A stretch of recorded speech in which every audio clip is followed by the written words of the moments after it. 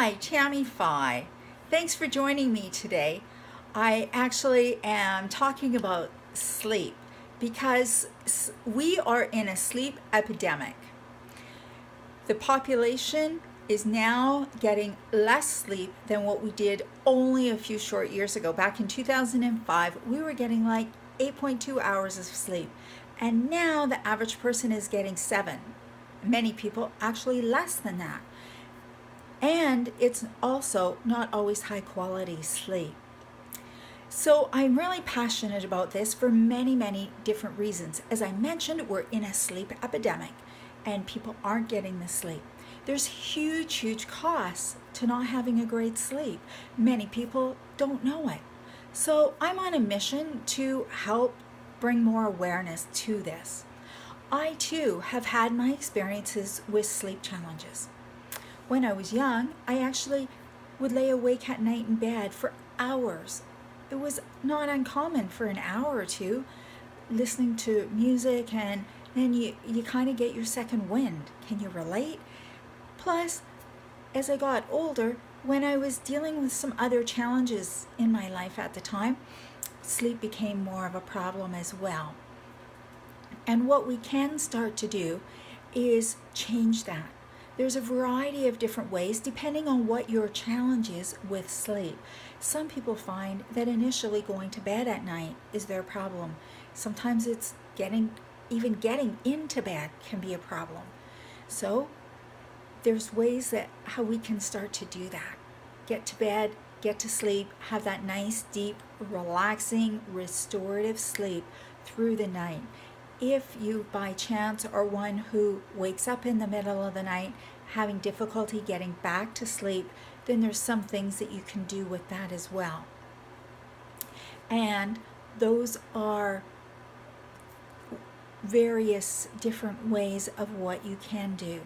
So I'm going to provide some resources at the end of the video for how you can do that. But one is just letting go. Letting go. And there's a variety of different ways of how you can practice letting go strategies.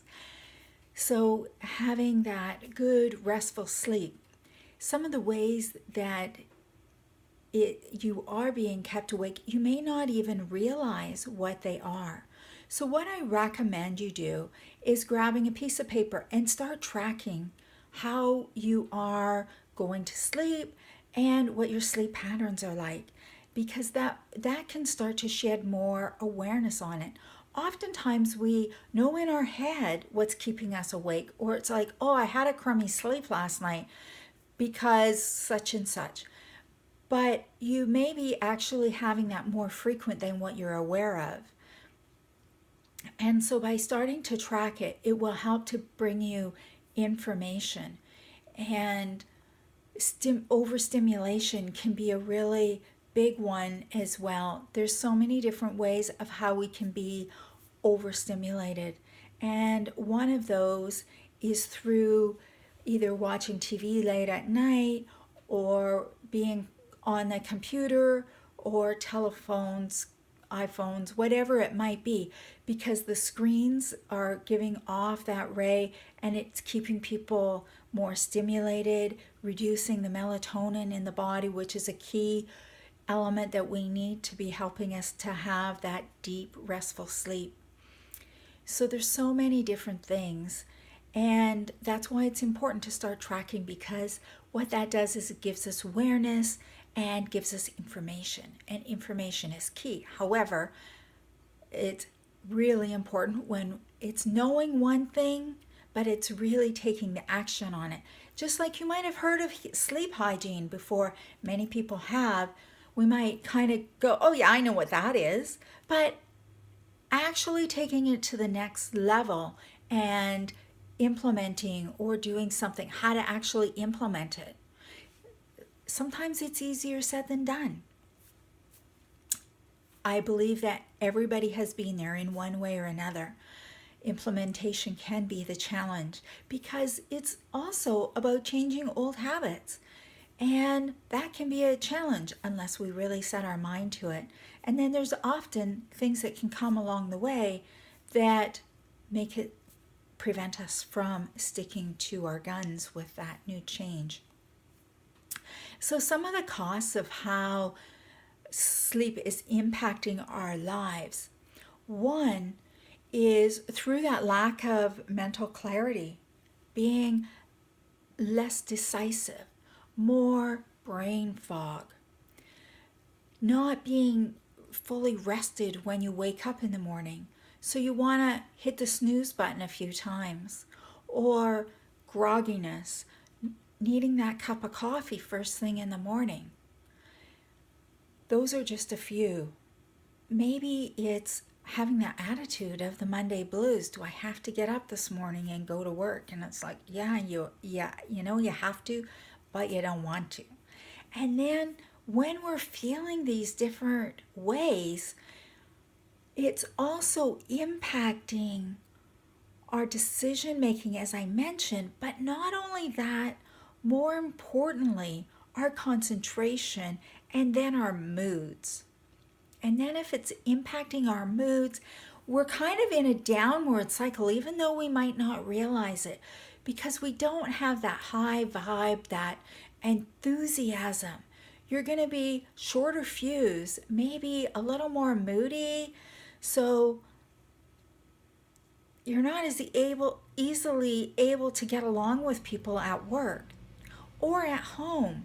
So that too can impact so many different areas of your life. Plus, internally, whether you're aware of it or not, you're not going to feel so good. So there are so many solutions. There's natural solutions, there's pharmaceuticals and over-the-counter sleep aids. But what is also known is these sleep aids do not work over the long term. And they have a lot of side effects. Many people that I've talked to don't like them because they're hard to get off of, and they're just impacting them in other ways that they don't like. So it doesn't have to be that way. There's so many different solutions and things that we can do. So what I would like to do is let you know, if that's okay, that I actually have a 4-week sleep program that is designed specifically to help those people that have difficulty getting to sleep, as well as those people that have that difficulty in the middle of the night getting to sleep and having that deep, restful sleep. So I'm going to share how you can get more information at the end and below on this video. So how much sleep do you really need? Well, that's also one of the things that we're going to talk about, and how to reprogram your sleep, because that too is really important, because I want you to wake up feeling energy in the morning and being grateful that you're awake and enthused about life. Because if you're not so enthused, that's going to be impacting many areas. It's also impacting our health, the sleep deprivation, and how that is it is a contributor to high blood pressure. It's been highly researched. It's also going to be contributing to type 3 diabetes. If you don't know about that, you might want to ask me. I'll share about that more later. That's another video for another time.